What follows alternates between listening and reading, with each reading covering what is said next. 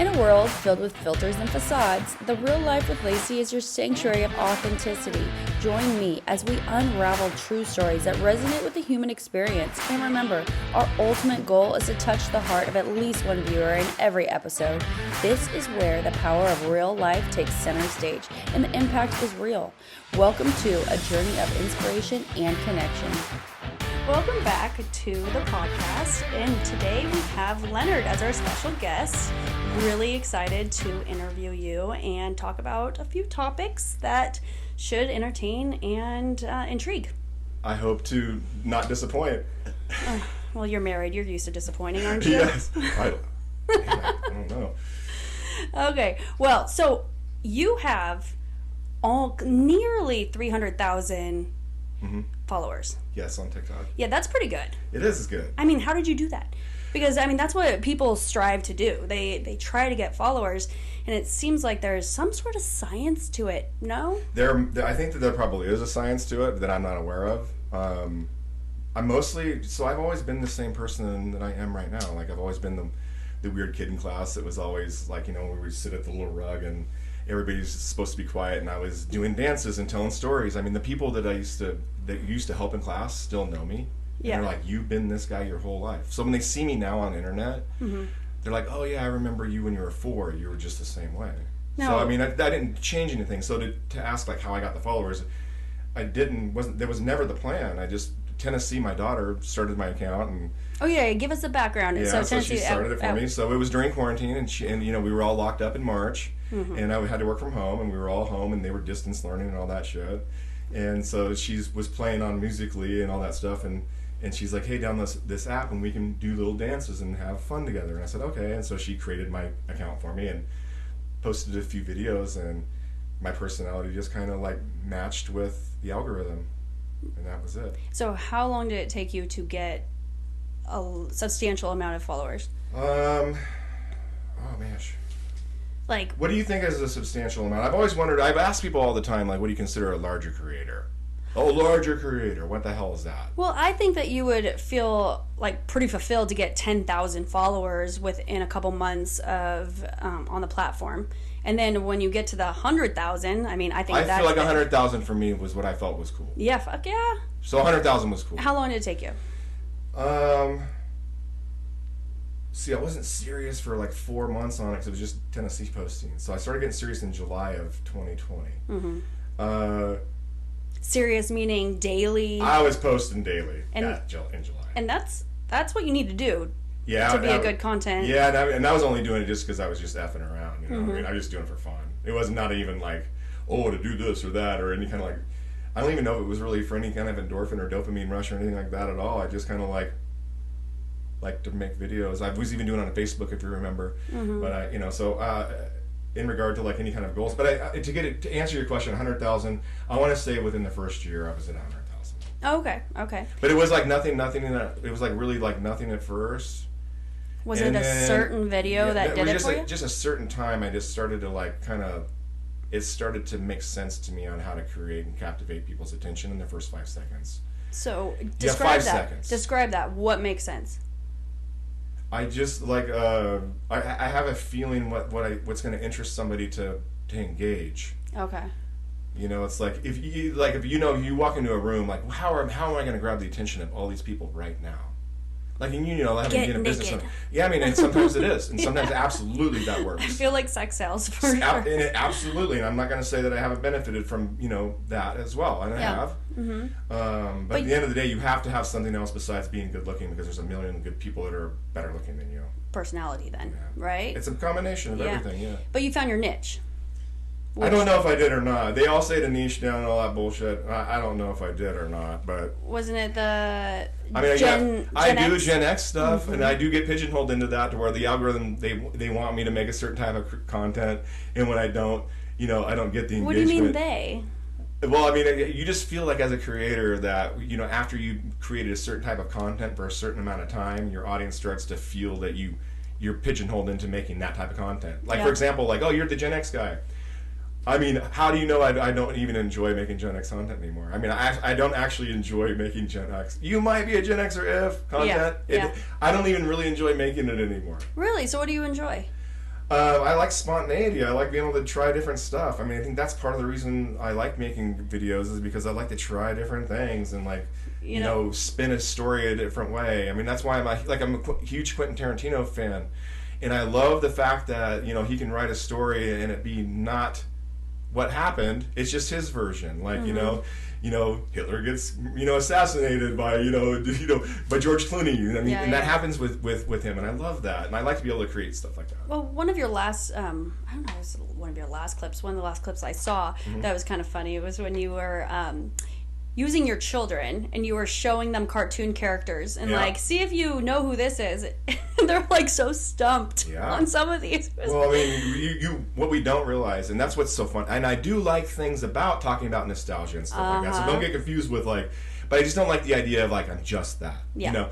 But at the end of the day, I mean, it's like it's fun to think about. You know, there's certain things that you and I think about all the time that kids don't even know anything about.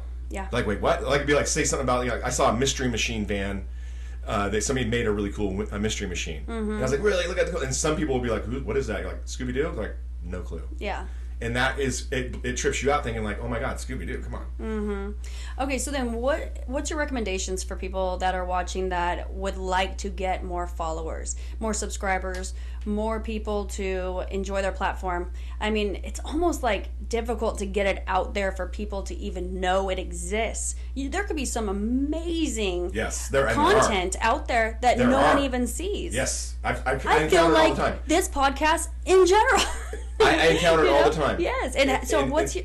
So all I can say to you that is, and some of it's going to sound really cliche, but I still believe it. It's still my right answer, is that if there's only one person that can be Lacey, I mean, truly, it's you. I mean, it sounds really cheesy. Yeah. But I mean, honestly, at the end of the day, there is only one person that can be you. Yeah. And all the bad shit and good shit that happened to you along the way, all those life experiences that made you who you are, nobody else has that. Yeah, that is 100%. And if you have the ability to display that in a captivating and entertaining way to audience, you'll win every time. And it doesn't matter where you come from. It doesn't matter what you believe in. You could be the most hateful person. You could be the nicest person. It doesn't matter. You could be, as far as we said sex sells, it doesn't matter if you're good looking or not. That's why you see people that it wouldn't be considered good looking and be famous because they're being their unique self. Yeah. And if you do that long enough, people will get you. And so it has to do with not only being your own unique self, but doing it long enough that people find you.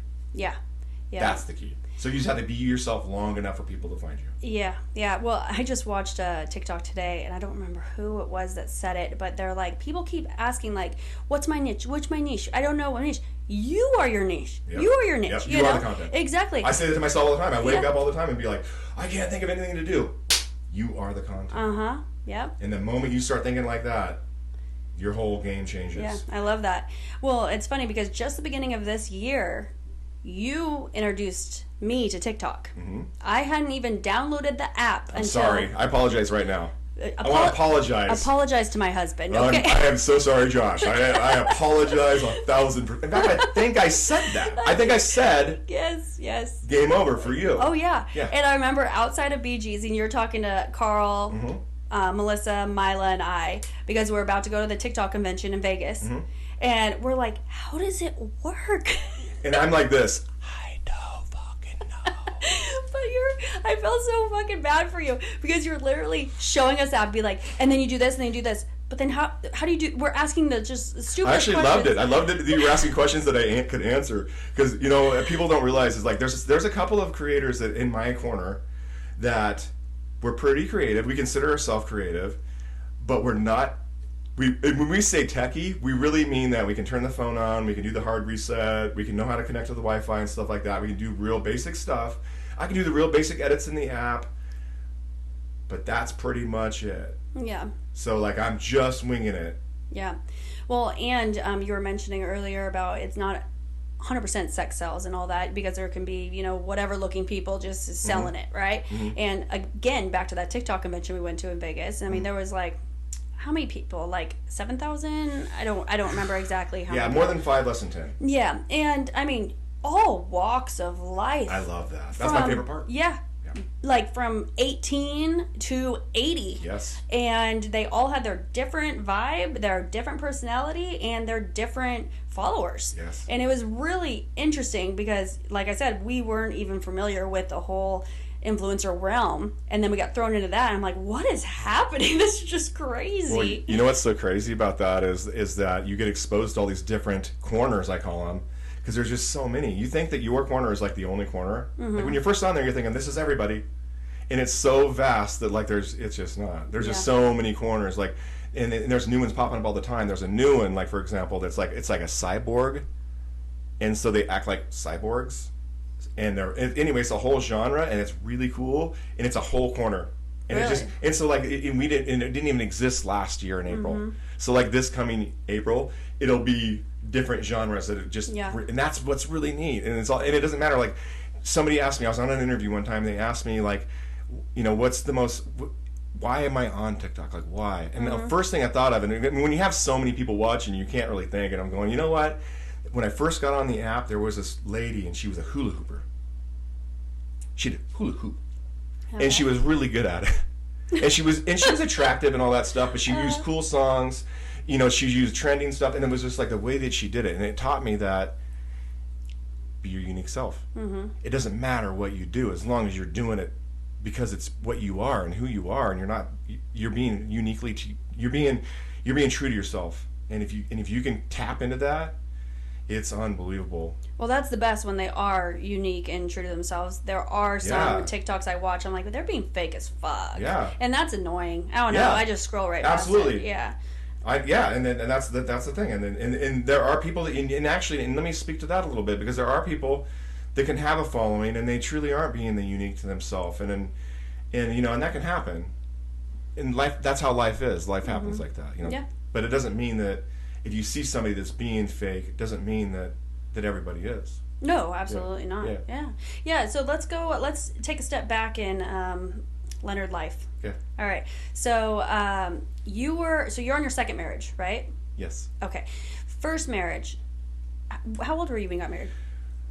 She was 18. Okay. And I was 22. Okay. 21. I was 21. Okay. And how long were you married? We were only married for, I think, 4 years, something like that, 3 years. And you had children in the process? 2 kids, boom, boom. And she got pregnant. Boom, boom. She got pregnant, and then we got married, kind of thing. It was one of those. And then 14 months later, Carson came. So we had 2 kids within 14 months. That was boom, boom. And then, and it was, what's really funny is people always ask me about my first marriage, because you all know that I'm like, she's one of my best friends. Yeah, and that's and exactly. And it is, but I do want to say, so people are always trying to give like advice on co-parenting and things like that, and I feel like I can give some good advice, but at the end of the day, what happened with me was unique in that I married the first time one of my best friends, and then she should have just been my best friend. But we had 2 kids together, which is great. I mean, we should have had them because they're amazing, and that's perfect. Yeah. But I don't know if I could. I'm not a very mature person, so if it wasn't somebody that I didn't absolutely already love, because I still love her, that I wouldn't be able to co-parent with them.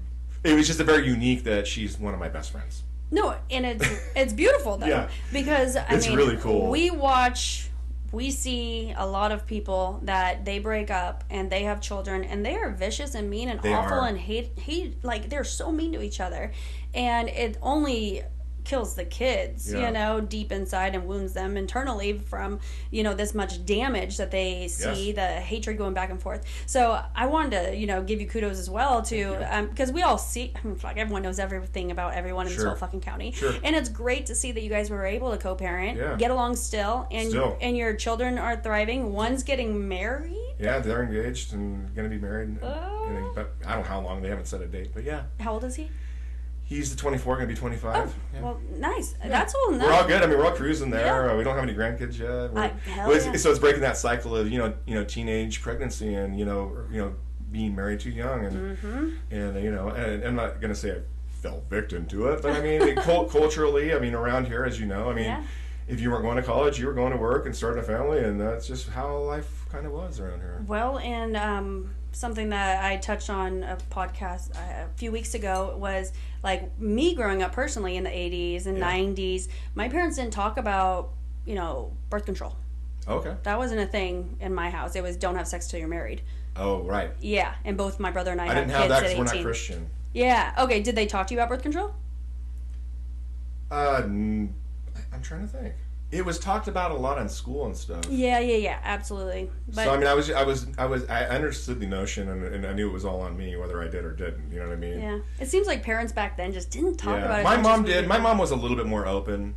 I would say one interesting thing is that my uncle was gay, and he contracted AIDS during the 80s AIDS pandemic. That whole thing, the AIDS crisis, and so I think because of my mom having a brother who was living an alternate lifestyle, and back then, it was just so faux pas, you know? And because of that, her exposure and experience to her brother, I think that kind of made her more open to talking about that kind of stuff. Whereas I do know that was atypical around here. Mm-hmm, I do know that. Yeah. Mm-hmm, nice. Okay. And then you guys separated, and how long after that did you meet your current wife? So I did meet Julia while I was still married. So that is the I guess the T is that I started a relationship with Julia before I was divorced. And Emily doesn't hate you. She did for a really long time. Yeah. Okay. Yeah. And I even told her, I've told her on numerous occasions that, but I can say honestly that I would have forgiven her too, because I don't hold a grudge on people. I'm not that way. But it was her. She had to be the bigger person. Okay. So I didn't know that. Yeah. So that happened for a little bit. Yeah, it was not very long. Yeah, it was just instant. That's all I'll say. Okay, and then you guys separated. Yep. And then you and Julia got married. So I moved to my sister's, lived there for a while, and then we got a place about a year later, and we stayed together all the time. And now you have 2 more children. Yep, we got 2. Mm-hmm. Lucas was born in 2005 and Tennessee in 2007. Yeah. And we got together in 2003, so it wasn't like we were together a while. Mm-hmm. And you were drinking. So, yes, like a fish. Yeah. Oh, I've heard stories. Yeah. Especially. I was a lot of fun. Yeah. You're still fun. I'm still fun. Yeah. I'm learning to be fun in different ways now. Yes. Okay, so. I had to refine myself. I had to reshape. No, yeah. I mean, okay, so obviously living in a bar practically with my profession, I see a lot of people. My mom was a bartender. Yeah. I see a lot of people that shouldn't drink. Yeah. That just don't stop drinking, though. How did you finally get to that point in your life that you knew that you needed to stop? Was there something that pushed you over the edge? No. There wasn't any one specific thing, and every time somebody asks me, I can give you a different reason. I can give you 1,000 reasons. Mm-hmm. But at the end of the day, like, a lot of them weren't even very good, to be honest with you. Some of them were just like, I just wanted to look better. I just wanted to get a 6-pack. Yeah. None of them were like, I was diagnosed with high cholesterol, wanted to lower it. I started to get the where you had to get acid reflux. I started to get that. That didn't stop me. You know what I mean? It was just stuff like that. It was just like, and then it started all adding up, and just like you start doing an equation, and it starts like you start doing the math on things, and you're like, and all your problems, any kind of issue you have, like with your stomach or like maybe sleep or you're not in the shape you want to be in, it all fell back on this one thing. And as I was eliminating things, like I was eliminating, sugars and creamer, and I eliminated all this stuff, and it was the last thing to go. It was like the band playing on the Titanic. Yeah. It was just playing, like, and it's like my little gin. I love gin and ginger ale. Oof. Just tear them up. I can drink a handle of gin, no problem. Said no one ever. And I just loved it. And it was just like I was sitting there. It was 4th of July, 2022, and I was drinking a glass of sangria with Jamie Colburn. And I was sitting there, and she makes the really best sangria. And I was just sitting there, and I'm going, this is a really glass of sangria. And if this was the last drink I ever have, that'd be fine. And that's what you did? Yep. Wow. Yeah. Man, I'm shocked that you were able to... And then they both got breast cancer after that. Wait. So like I was sitting there, and I was just like, I could just like feel like I needed to quit drinking. Really? Yeah. And then like it was like 3 months later, they both got cancer. Who's the boat? Jamie and Julia both got it. Really? And 3 months later? Yeah, it was like right after that. It was like, I don't know if I don't know. It was really weird. Yeah. So how are both? Like, what's going on? What's going on? It's a long road of reconstruction and stuff like that. No, like they're all clear. Like, so who is Jamie? Jamie Lebenko. Okay, yes. So who is that to you? Just a friend? She's a friend, but we grew up together and stuff. Yeah, okay. And then your wife. And so wife, both your they were, so we were sitting there having a blessed sangria that night, and I just kind of said to myself, I didn't even say to them. I didn't say to anybody. Mm-hmm. I didn't make an announcement or nothing. I was just like, this is my last drink. That's good. Okay. Then it was like I was starting to get healthy, and then I got diagnosed with high cholesterol, and I started to get, and I was like, oh my God, I made the right decision, and I started getting better health. Mm-hmm. And then they both got diagnosed, and I had to like nurse my wife back to health, and all this stuff is crazy. Tell us about that. Like, okay, so how did she find out that she had cancer? Like mammogram. She just went in for a normal, or was she having some symptoms? Did she feel a lump? Or no. Okay. She caught it early. Okay, so she caught it early, and everything's good there. It was just one of those things where it was just so close to. Was it just in one breast? And stuff. Yeah, it was just the right side. Mm-hmm. And so just the way that it was, she just opted to be safe and do the mastectomy, and rather than lumpectomy, just the one. She just one. Uh-huh. And so she didn't have to do chemo, and they were trying to push her to do chemo and the hormone therapy and all that stuff, and she opted out of it just based on her own perfect whatever prognosis or whatever. Okay, so then how long has it been? She got diagnosed in June. Okay. So it was like a year. So it was almost a year after to the day that she. Well, actually, that's not when she was diagnosed. That's when she had her procedure. So it was just it was just a couple months after. Okay, so we probably knew in like March of this year. Yeah. Okay, and then in June she had the surgery, and then what's happening now? Like she's just waiting, and she has a what's called a platform in. It's like an expander. What is that? So it's like if they remove the boob, and then they're gonna put the implant in. Okay. But they can't put it in it all at once, and so they put this little expander thing in there. It has like, it's not an implant; it's just kind of like taking the place. Okay. And then they expand it up, and then when your body gets used to it, then they pull it out and they put the implant in. And in her case, they're going to match the other one so they got to match. Nice. Well, that's good. Okay, so then was it brutal surgery? Like, did it hurt? So the mastectomy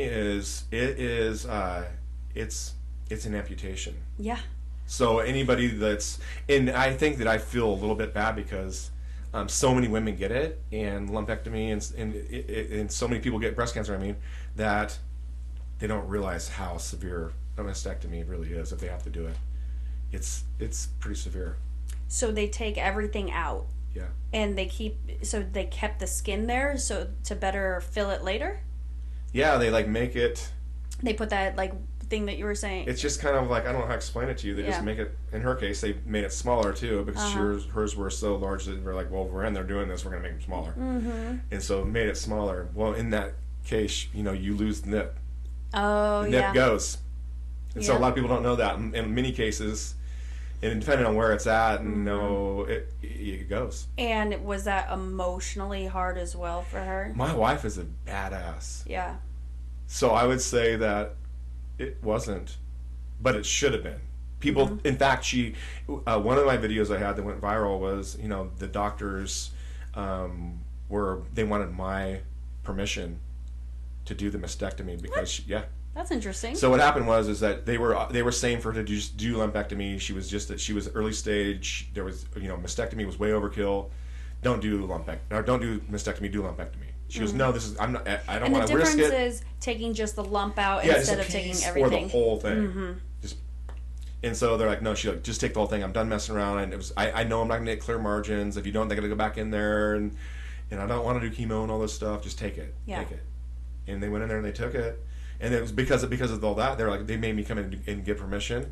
And so I did a video on that. And it heated people, and it should, because, women's rights and stuff are really, women's, dude, I'm telling you right now, like, anybody that says that men and women are equal, they're high. Yeah. Truly. Yeah. Truly. That's all I'll say. Yeah, that's ridiculous. So she did this. She'll say she did the mastectomy. So if you were having your nuts taken off, would she? In some cases, I've been told, because a million people said this. In some cases, depending on the age, they can. It's been asked. Okay. But it was. I found it interesting, and this is the one comment that I'll make, and it kind of heats people, and it should. If this pisses you off, it should. An imaginary man, has more rights than a woman. Imaginary man. An imaginary man A guy that doesn't even exist has more rights than a woman. Let me give you an example. Yes. A lady goes in to have a hysterectomy because in her family there's a really severe form of cervical cancer, blah, blah, blah, and she doesn't want to mess around and she wants to get a hysterectomy. And the doctors won't do it because they said someday you'll get married and your husband will want to have kids. And you'll regret this decision, and we're not going to do it. And it killed her. Wow. She died because an imaginary man was going to marry her someday and have some kids. What year was that, though?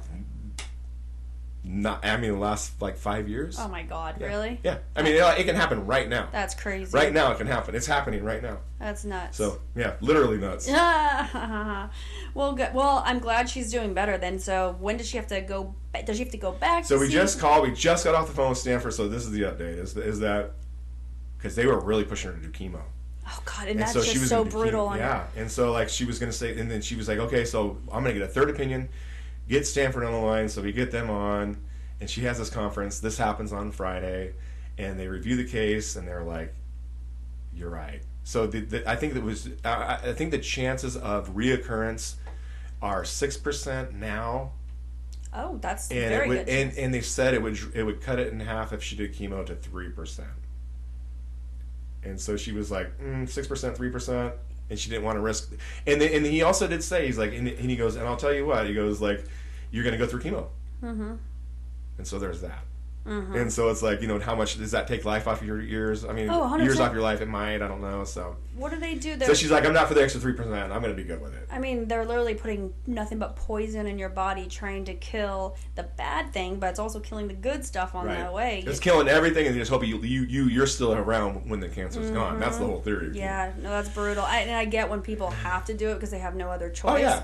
But if, Well, and there's so much grief and hate about people's choices on medical. It's like, because even in the comment sections and stuff online, that's one interesting thing about having, I guess a following, is that a lot of people weigh in, and it can be a little bit overwhelming. Like when I post stuff, here I am trying to nurse and my wife back to health and deal with the idea of the C word and all this stuff, and mastectomy, and on top of it, because I posted this video, I have a lot of people saying like, why would you ever do implants? It's poison in your body. And like, why would you ever do chemo when you can do ivermectin or all this stuff? Or like, and you're just like, I don't know. I love you guys. I appreciate you guys. But man, it's just like, you understand I'm barely hanging on here. I don't know why some people just don't keep their opinions to themselves.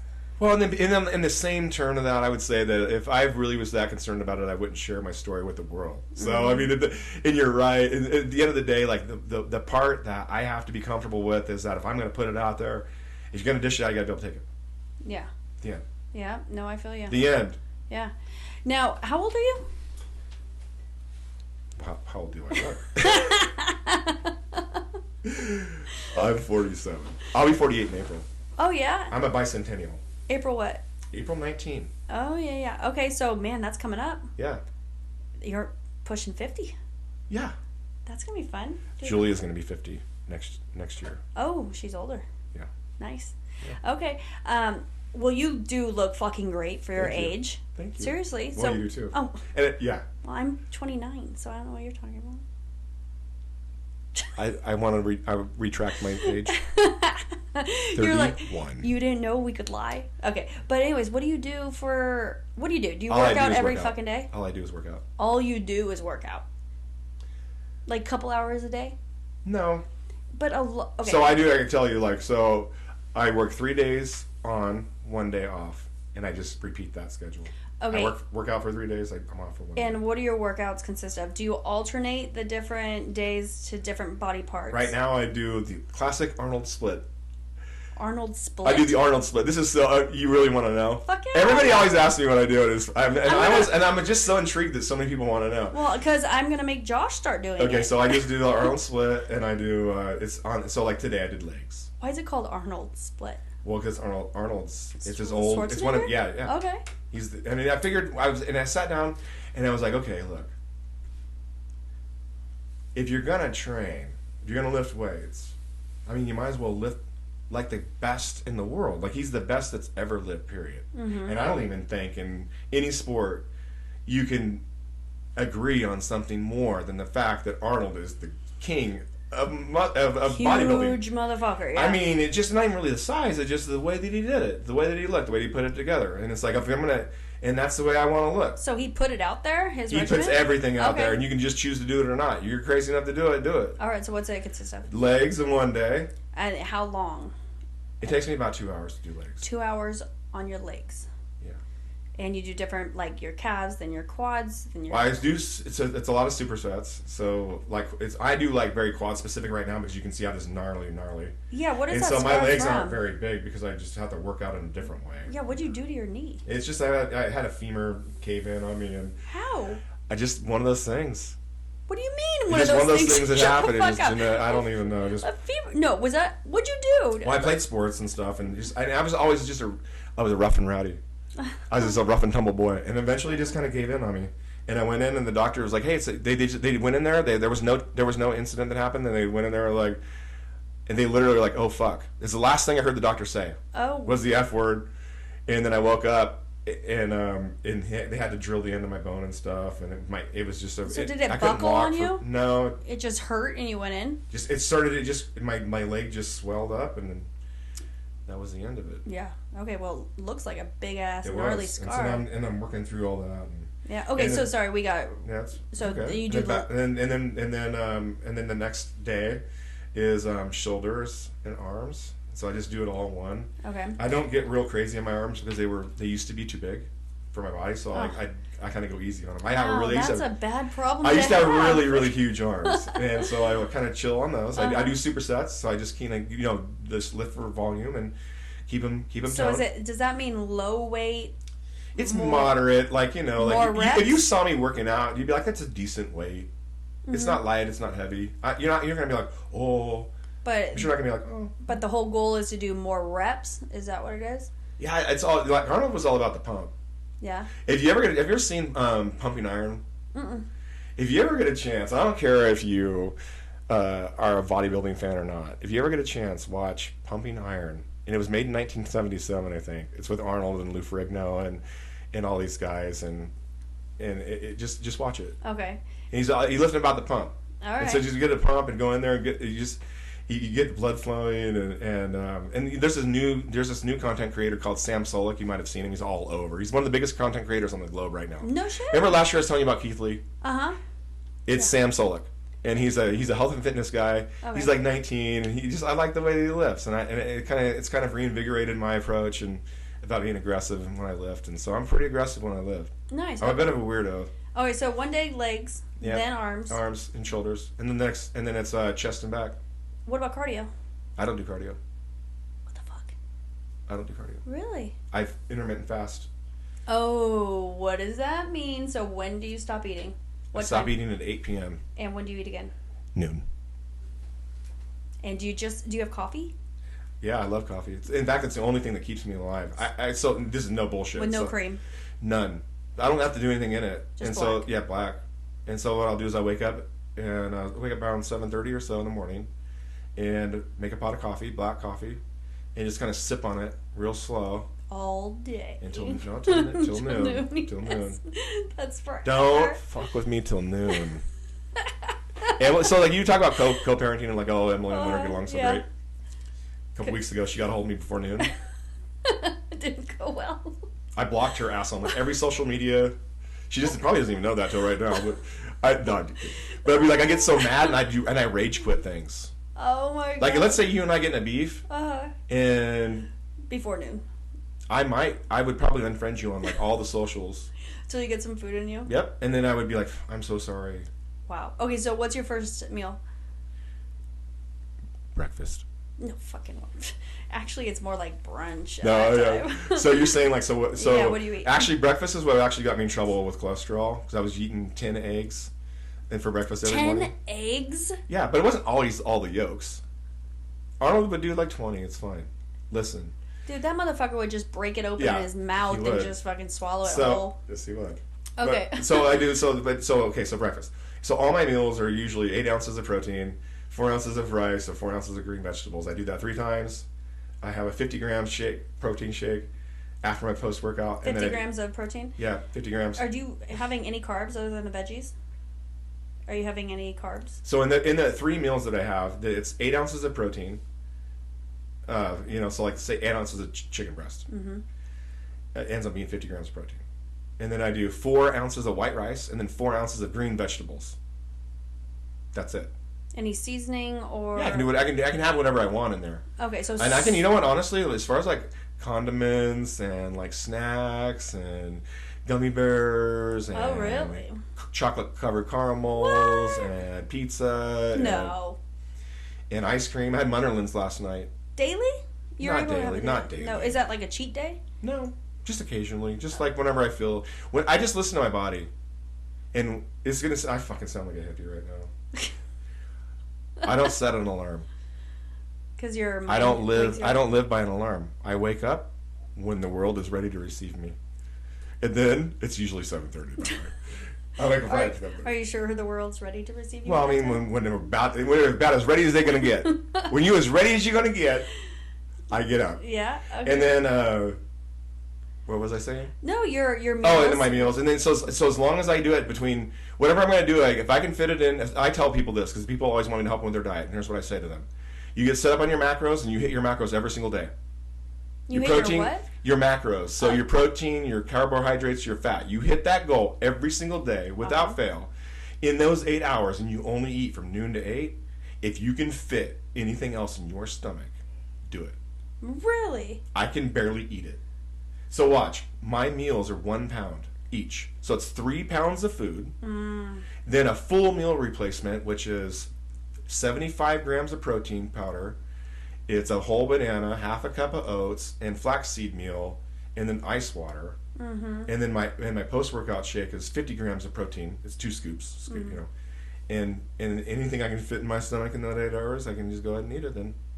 Wow. And I usually can't fit very much. How did you figure out how much food and intake that you needed for yourself? Then? Sean and Katie from New York Fitness helped me a great deal.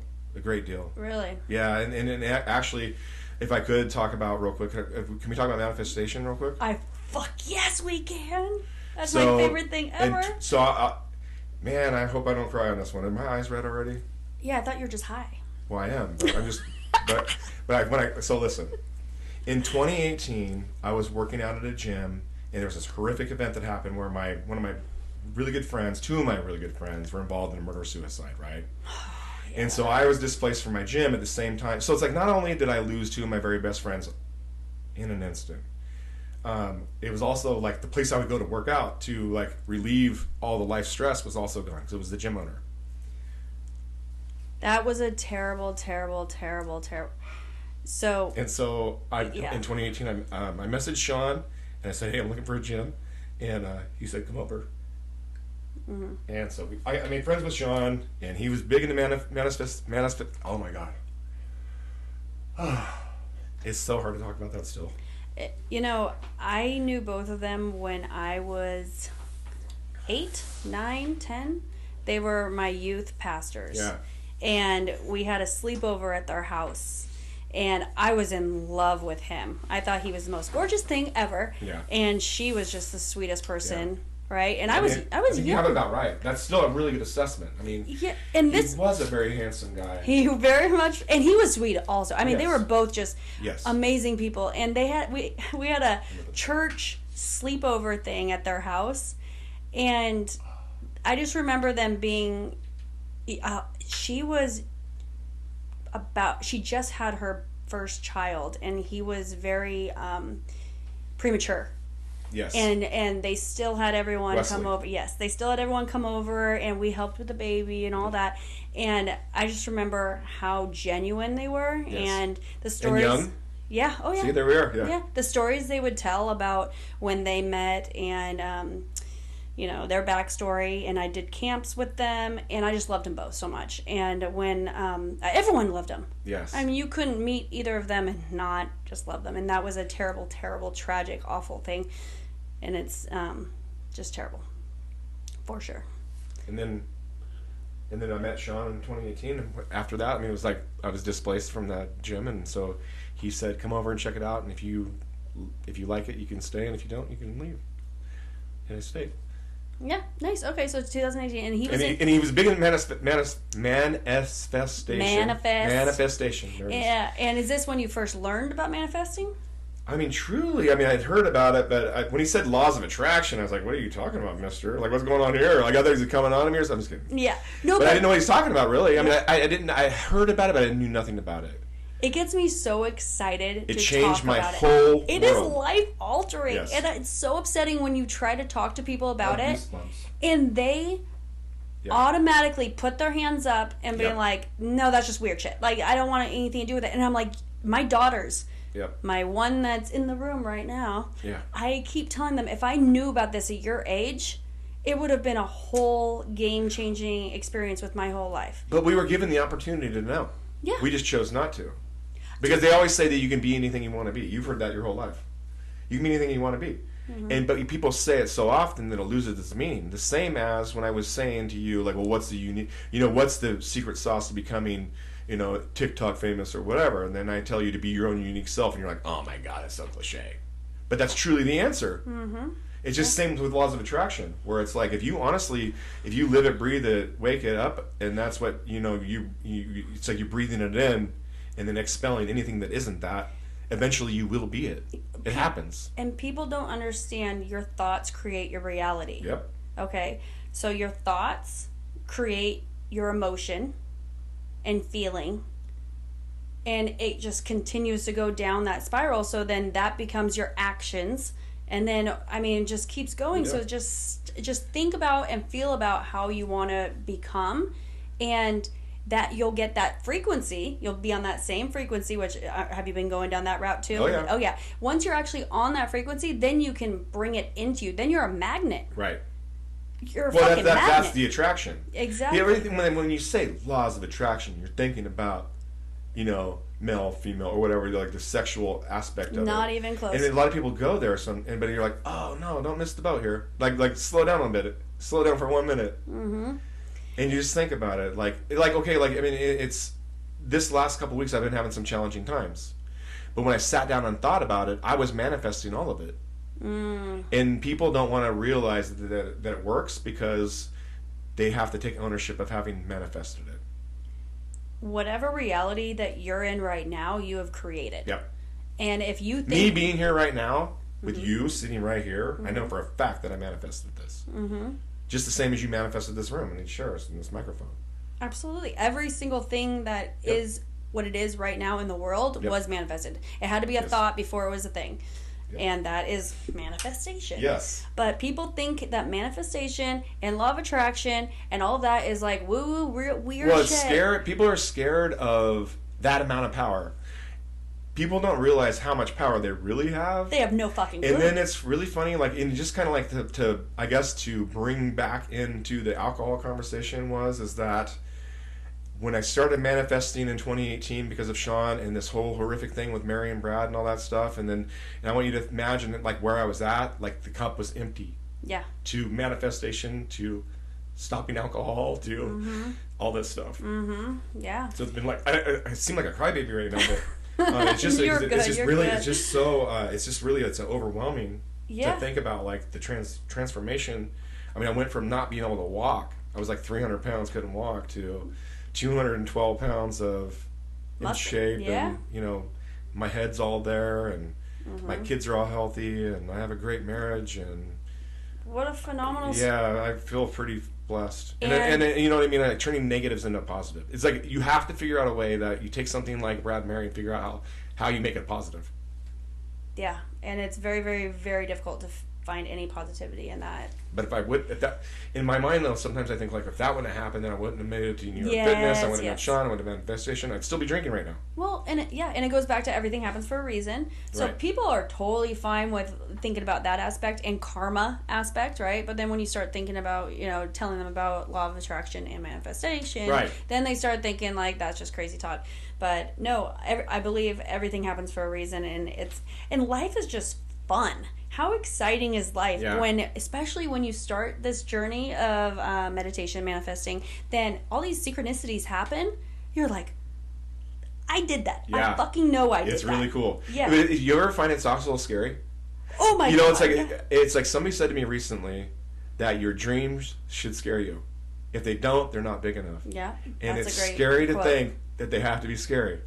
You know, but it's like, it's so true. And then on the flip side of that, like recently, like when I just reached my goal of physically where I wanted to be. I had a goal set and I hit it like in the last couple weeks. And that feels fucking and great. it's good, but then also anything you don't feel that isn't good, you have to come to realize that it didn't fix it. So anything you thought about yourself is where you're at. You know what I mean? Like, you're like, if you said to yourself, if I reach this goal, everything's going to be okay. If I make $1 million, my life is going to be perfect. And then that day comes and you look in your bank account and you have $1 million and you look around. And if your life isn't perfect, you realize that wasn't it. Mm-hmm. Oh, yeah. You have to be happy inside. Yeah. So you figure that shit out. Exactly. Yeah. So being in shape for me is like I told Julia, like she always thought I had body dysmorphia though. What do you mean? Why? She always thought I had body dysmorphia because I never liked the way that I looked. And when I got in shape and I finally got to the level where I wanted to be, I said, no, I don't have body dysmorphia. It's just I've always thought that I should look just like this. And now you're happy with yourself. And now I look how I look. Hell yeah. Yeah. Hell yeah. Well, good. No, you look great. Thank you. And I am glad that you do the whole manifesting thing. Do you meditate? No, my ADHD does limit me some. I do believe that you can manifest a certain amount, but you are here in your mortal body, and you do have a brain that's made out of atoms and carbon and fat cells, and it's you know what I mean. You are at the limit of being a human. Yeah. And my brain and my body give me. This is what they gave me, for better or for worse. And there's good, and there's good and bad. I mean, I'm not going to say there's some bad. Yeah. There's some good, but there's some bad too. And so I'm super ADHD. Like weed calms me down. Like right now. I'm a little bit amped up. So it calms you down? Yeah, it gets me just right. It actually can amp me up, but also keep me right here. So like if I smoke too much, then it makes me super energetic.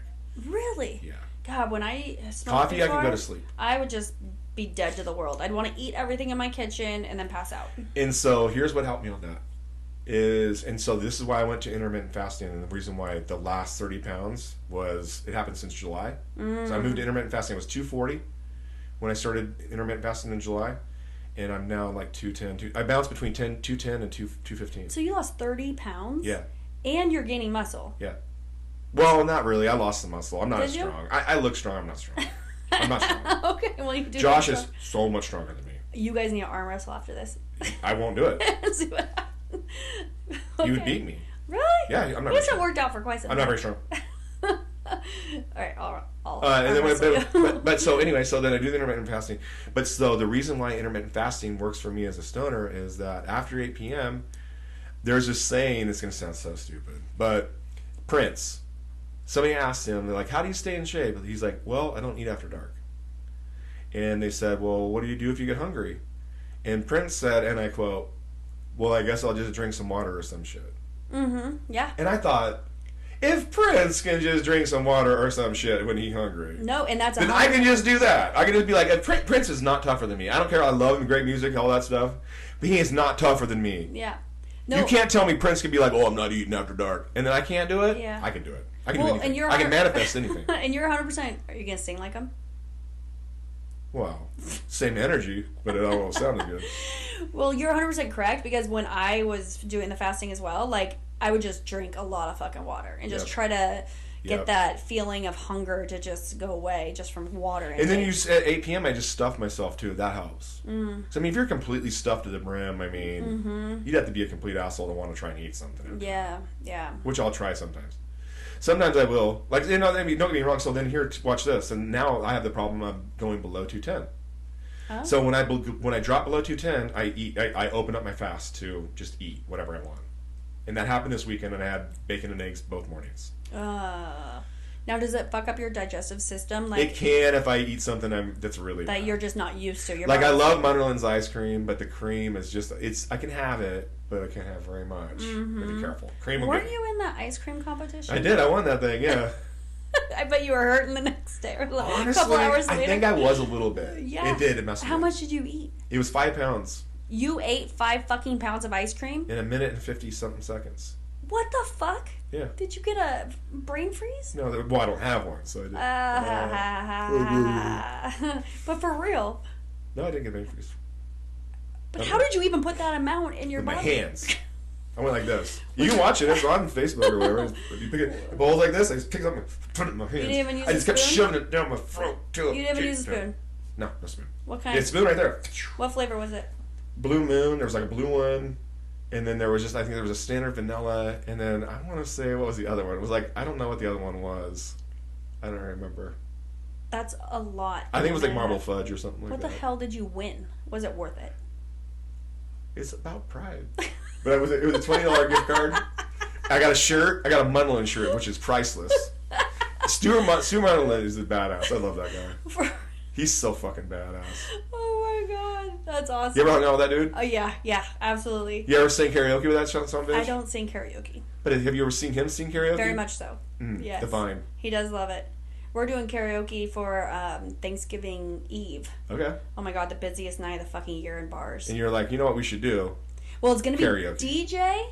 Jules is DJing. Jules? Yeah, but then we're gonna have some karaoke like every 4 songs, so it doesn't I like that. Oh, I like that. Yeah, so it doesn't make everyone. Oh, see, that's cool. You come Yeah. in, you do a little cameo, boop, and then get out of here. Well, especially there's a lot of karaoke singers that don't like to drink alcohol, and they just come to hear themselves sing, and they just Right. want to fucking be on the list every song. I know. I'm like, get the fuck out of here. Right. Yeah. So we're just. It would be like Carl, but not drinking. Can you imagine if Carl didn't drink? That world doesn't exist. I always give him the shitty tequila at work. I'm just like, what do I need to get rid of? And then I'm like, I give it to him. He's a and garbage disposal. Oh yeah, he drinks it, then he brings it back, and I was like, how was it? And he's like, fucking terrible. I'm like, do you want something else? He's like, no, just give it to me. Let me explain something to you about Carl that you don't know. You understand that as good as you know him. Okay. So he eats. I hope he is too. He does. There's this thing that we eat such a volume. This is why I can win an eating contest, is because we can eat such volume that we can a food challenge. He just has for lunch. So do you remember when you have pho, like the big bowls of noodle? Uh-huh. The one they used to have at Jackson, the bowl, no kidding, was probably over a gallon of broth, and the bowl was about this size right here. And I would say the bowl probably weighed about 10 pounds. Okay. And he would eat and drink the entire thing. Was this when he was larger? I mean, yeah. A little large. But I mean, 10 pounds. Wow. And then I would eat my noodles, and I'd have some broth left, and he would finish it. Wow. So I mean, and I could put it down. And that's a food challenge. And he just having lunch. So for lunch, we having food challenges, okay? So when I had 5 pounds of ice cream, I'm like going, I'd finished before everybody else started. That's crazy. I just pushed it down my throat, and I was gross. I looked over and saw nobody else was gonna win, and I was just it just settled. And then I just started eating ice cream like normal. It still only took me a minute and 50 seconds. I don't know how that was possible. Yeah. So I was gonna. Is there something else you wanted to ask me? Yes, I wanted to come on here and see if there was some questions for you. Okay. From the live feed. Oh. Yeah. There are questions from the audience. How much is a handle? A handle? I don't even know. Is that a liter and a half? Is it a liter and a half or a liter and a quarter? Something like that. You're a bartender, you know. Uh-oh, she doesn't know and she's a bartender. Watch. Hold on the spot. Wait. Sorry, I was reading. What's the question? Hold on. I'm trying to get to questions because there's manifest with a question, which I guess they're trying to figure out what manifest is. Your wife is so beautiful. She is beautiful. She's also been doing the intermittent fasting, and without dieting, without doing any exercise at all, she's down 24 pounds. Oh yeah, that fasting is no fucking joke. And she's not a big person, so it's more than 10% of her body weight. It's a lot more than, I don't even know what it is. Yeah. So, what does your fasting look like? Just a 16-8. Yeah. I mean, honestly, it was really funny because I'm one of those people where I'll do really drastic shit and I won't tell anybody. Mm-hmm. And it makes me, and that's some of the things that makes me a bad spouse, is I'm just kind of and it's not on purpose, but I do some really crazy shit and I'm just almost on my own sometimes. So I started doing intermittent fasting one night, and Julia's like, hey, you haven't eaten yet. I'm going, yeah, I'm not eating until noon. She's like, why? I'm going, I just said I'm tightening my window. Mm-hmm. And she's like, are you doing intermittent fasting? I was like, yeah, I'm thinking about noon to 8. Yeah. She's like, I knew it. Yeah. And I did it. And I woke up one day and I just said, that's what I'm doing. And I did it. And same thing with alcohol. I woke up one day, I'm like, I'm not doing it no more. I give up. Mm-hmm. I can't. Mm-hmm. I tried it. No, you stick to your shit, man. Bro, the other day I was like this. I was like, look, I can either be bald or I can be fat. But I cannot be bald and fat. Nope. And so I was like, you know what? My hair was going to go away. I started losing my hair. I'm like, that's it. This is it. I'm going to be in shape now. So this is a really good question because this is something that every single one of us deal with on daily. Is about how do I get out of my own terrible thoughts? When you're manifesting, it's very, very difficult. I'm going to tell you one of the things I lean on daily. Whenever I start to talk to myself, I call it inappropriately. Yeah. I always think to myself, would I ever talk to anybody else that way? Anybody. If you say to me, oh, Leonard, you look good, and I'm like, oh, yeah, well, would I say that to somebody else? Like if you said to her, hey, you look really good, I'd be like, oh, yeah, but her hair looks funny. Yeah. I would never in a million years say that. That was very rude. Right? I would never say that to anybody. No. And your hair does look amazing. But you know what I mean? But I would never say that. Yeah. So why would you say that to yourself? Yeah. Why the fuck would you ever say that to yourself? And as soon as I called myself on the carpet for treating myself like shit and not treating myself like others and using the golden rule with myself, my whole life changed. No, that's great. That is a good analogy. And every time I think about it, and when it started, and actually, if you want to go to a baby step and you call that horseshit, the next time somebody gives you a compliment, you're just going to say thank you and believe it. You don't even have to believe it at first. Don't even have to believe it at first. Just say thank you. Stop arguing that they're wrong. If somebody gives you a gift, you just say things. If you can't handle receiving a gift, it's like if you're a person that's constantly talking bad about yourself to yourself, then you're the person that doesn't like to receive gifts because you don't feel like you're worth it. Well, another huge thing is, which I was just having a large conversation with my husband about this because something's coming up. I don't remember exactly what it was, and he was just telling me all the worst case scenario that could happen.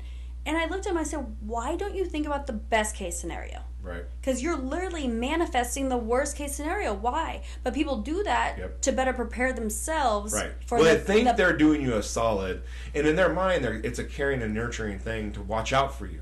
Well, themselves even. They don't even know that they're doing it. They don't. It's not, and they don't know they're doing it. But they're just preparing themselves internally for the worst case scenario instead of, no, let's think about the best case scenario. And let's imagine it. And let's live it in your brain. And guess what's going to happen?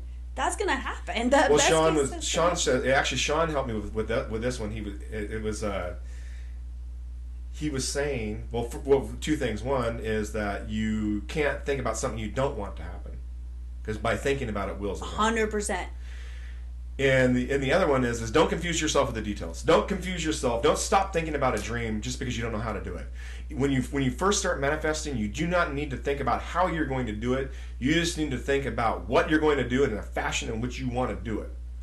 And so that's it. Like if I said to you, I hate my job and I know it costs $3 million to retire right now, then my goal right now, I'm telling you, is I'm manifesting $3 million in the next 3 years. Yep.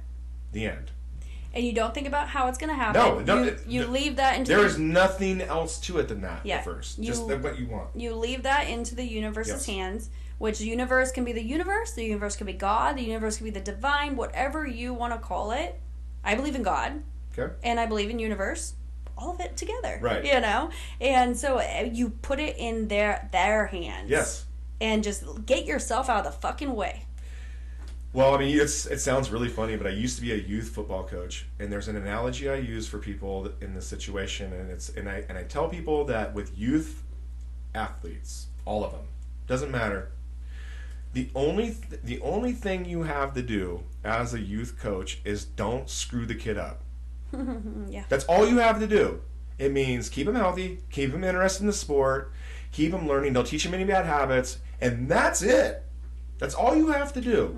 And the same thing with yourself, really. I mean, feed yourself, nurture yourself, take care of yourself.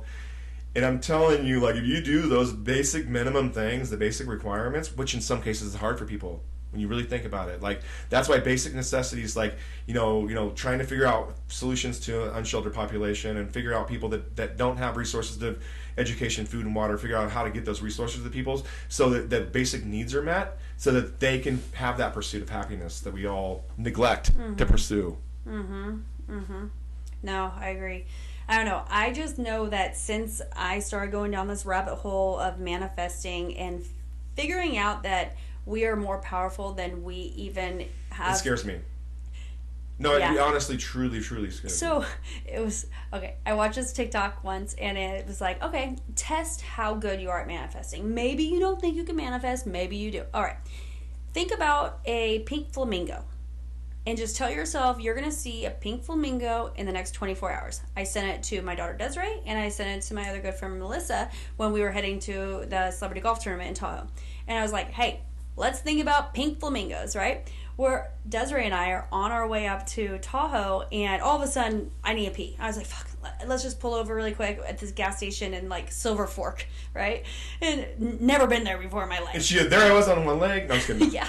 Go into the bathroom, and then I go in, then I come out, and I'm just waiting in the store for Desiree to come out of the bathroom, and I look over, and there's a fucking big-ass pink flamingo.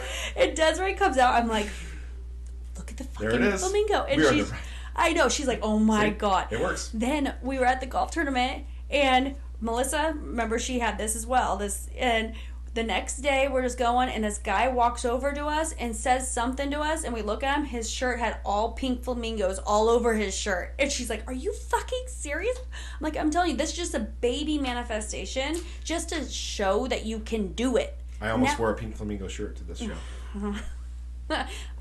I've Did you? I'm not even kidding you. Really? Yeah.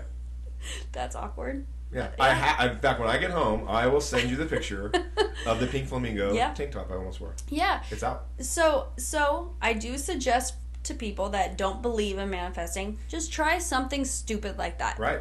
And just say, give yourself 24 hours, speak into existence, say, hey, in the next 24 hours, I want to see a werewolf or whatever, a butterfly. Like, I've done white butterflies before, and I was golfing. All of a sudden, a white butterfly went right on my fucking golf ball. Well, have you noticed, too, like, manifestation, it's funny how, like, you can visualize something happening, and then it happened, but it not be exactly how you visioned it. And that's interesting to me. Never is. It's and that's the beauty. That's the beauty of it. It is, but it's also like, it's almost kind of like when you wish for something and the genie grants your wish, but it's completely different. You're like, damn, I should have thought of it. I should have rephrased it. But you still got the wish. Right, but you got and sometimes the universe does actually work that way. And so a lot of those stories that we read and we see over the years are based on life truth. Yeah. And sometimes I think that the universe is just funny too. I think they like to be like, haha, look it's so infinite and there's so many different possibilities that if you're not real specific, it can give you whatever you want. Mm-hmm. And then you go into quantum fields. Yeah. Have you touched quantum fields? I don't know anything about that. Ooh, okay. We'll talk about this after this because there's so much to it. Right. But no, I think we hit a lot of subjects that are phenomenal. Yeah. Are we good? Yeah. No, I want to thank you for coming on. Is there anything else you want to talk about before we get off? I think so. I just really enjoyed talking to you. You're really a lot of fun. Yeah, I love it. It's been interesting. It's funny because like with my relationship with like Cam, for example, where he lived in the county for a really long time. We weren't friends until recently. Oh, okay. And there's a whole group of people over on this side of the county where it's like, like you and I, like I've known you for a really long time, but I've never been friends with you for a really long time. You know what I mean? Like, oh, it's Lacey and Josh. Yeah. I see you at the movie theaters every once in a while. And you're like, she was like a kid. Uh-huh. You know what I mean? And that kind of stuff. And it's been cool to like reconnect with this side of the county and become friends. Maybe we manifested it. Clearly. Yeah. We had to. It's only possibility. For real. Yeah. And I hope more people do it. I hope more people take control of their lives because so many people... Well, it's frustrating to see people not believe it because you're like, oh, it's just right there in front of you and all you have to do is just believe it. It's just right there. Well, and that is it. And people are so unhappy. There are so many angry, upset people, and it's just like you're wasting your energy and your power into being upset and hate. But we fall into it really easy. I fell into it 2 weeks ago. It's like, just because you understand it and practice it and you live it, even for a really long time, you fall back into old patterns really easily and you don't even know it. I was like, oh shit, I was doing it for like a month. I was going, what's going on with me? I feel stuck. And then I realized, oh my gosh, I'm self-manifesting all this bad shit to happen. And it was all happening, just like piling on. Mm-hmm. And then I look back and I'm going, why'd this happen? And I go, oh my god, it was me. It's all and I'm like, well, but this wasn't me. No, that was me too. And then that was me. And if that was me, then this was me. It's all me.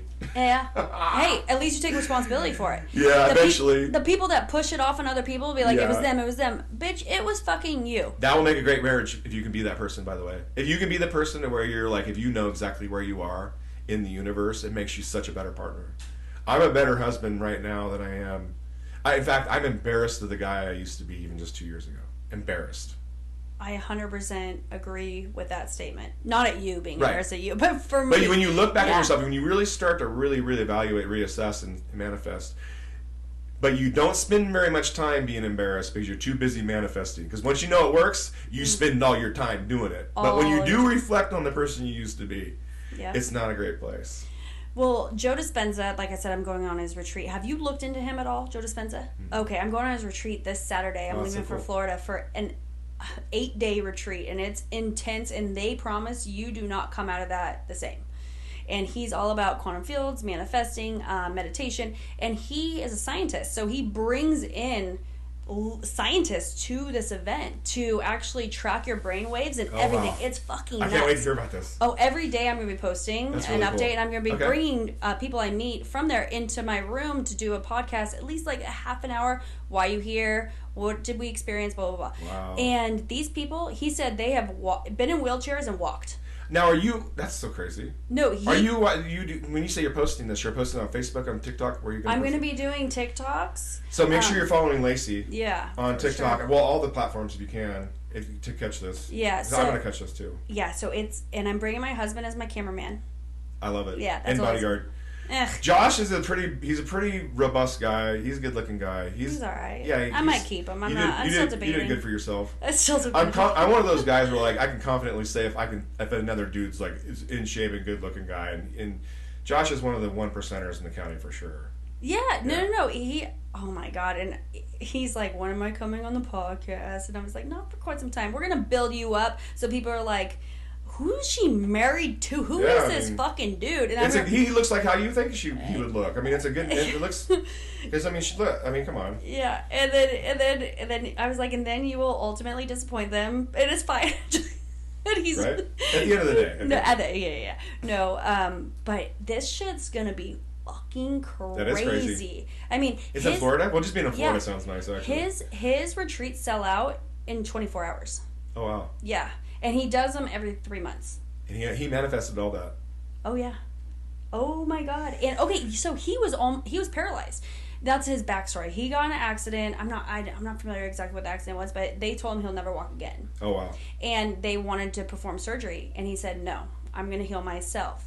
And he healed himself with his brain. And he says that we don't even tap the brain power that we have. Anything's possible. Yeah. It sounds like super crazy, right? But it's I mean, technically, I wouldn't advise people to do it, but it's absolutely 100% possible. But try it out. It is 100% possible, yes. Yeah. And so anyways, there's about 1,000 people that come, and it starts at 4 a.m. to about 8 p.m. every day. And that's fucking insanity, right? And you're in and out of meditations the whole time. And he's there the whole time? Oh, yeah, he's your only teacher. And I've looked into it, right? I'll be like, how's he stay awake? How are we staying awake, too? I want to find out this. No, he said the last one he went to, the people that worked at the hotel confronted him and said, are you giving your patients ecstasy? Because everyone was on a whole nother platform of high. I believe that. And he said as soon as everyone gets into a building and they all are on the same energy link. I have felt this, and just room up a couple people, it feels like. Well, I mean, even me and you as well. Yes, yeah. We can build off each other's energy. Yes. We give 8 feet of energy at any given time, all the time. That's our energy frequency field that we give out. It's funny because it was my only reservation about doing this podcast thing with you was the fact that when I'm around you, I'm not as talkative because I don't feel the need to talk when I'm around you. Why? Because it feels comfortable to just sit here like this, and if you're talking or what, it's like I don't feel the need to talk. Oh, well, that's fucking great then. It is good. Yeah. It's just because you feel comfortable, like, you know. And so I guess that's funny. Well, I always thought, well, hopefully I'm talkative. You were. You're good. And all right, well, thanks for having me. I appreciate it. Absolutely. We had a great fucking time. Yeah. Thank you for coming, and I'm sure we'll bring you back again. Yeah. Thank you for going live too, by the way. I don't even know how it's going over there. Hopefully the moderators, if there's any in there, is being okay. Oh, yeah. But I appreciate the lobby for anybody that was watching, and make sure you follow Lacey. She's really badass, and I can't wait to hear about this manifestation and the whole. That's just gonna be fucking nuts. Something force fields or what other kind of fields? Magnetic. The fields? quantum field. I can't wait to hear this part. Oh my god, it's a whole nother level. Yeah. Well, thank you again for watching another podcast of The Real Life with Lacey, where we talk about real shit and real people. We'll see you next week. Thanks, Leonard. Don't miss out on a single moment of The Real Life with Lacey. Hit that subscribe button so you'll always be the first to know when a new episode drops. Together, we'll keep uncovering the authenticity of life. Subscribe now and join our vibrant community of real stories and real connections.